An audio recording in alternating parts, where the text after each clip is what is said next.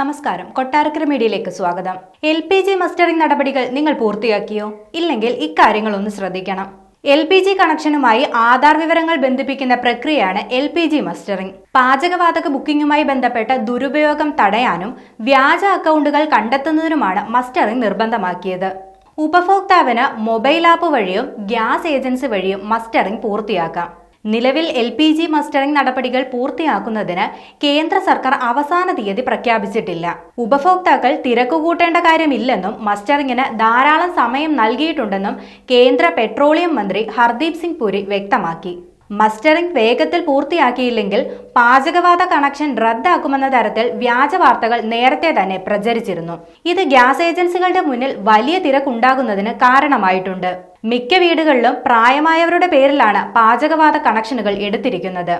അതിനാൽ തന്നെ ഇത് ഏറ്റവും കൂടുതൽ ബാധിച്ചത് ഇത്തരക്കാരെയാണ്.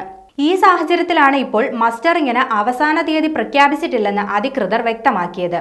ഇനി മസ്റ്ററിംഗ് നടപടികൾ എങ്ങനെ പൂർത്തിയാക്കാമെന്ന് നോക്കാം.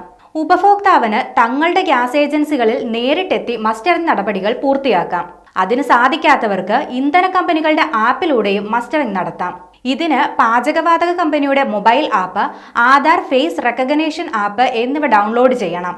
ബയോമെട്രിക് നടപടികൾ പൂർത്തിയാക്കാനുള്ള എല്ലാ സജ്ജീകരണങ്ങളും ഗ്യാസ് ഏജൻസികൾ കരുതണമെന്ന നിർദ്ദേശം കേന്ദ്ര സർക്കാർ നൽകിയിട്ടുണ്ട്. മസ്റ്ററിംഗ് നടപടികൾ ശരിയായ രീതിയിൽ പൂർത്തിയായാൽ ഉപഭോക്താവിന് പാചകവാതക കമ്പനിയുമായി ലിങ്ക് ചെയ്തിരിക്കുന്ന മൊബൈൽ ഫോണിലേക്ക് സന്ദേശം ലഭിക്കും. Aadhaar card, pan card, gas connection book എന്നിവ ഉപഭോക്താവ് മസ്റ്ററിംഗിനായി കയ്യിൽ കരുതേണ്ടതാണ്.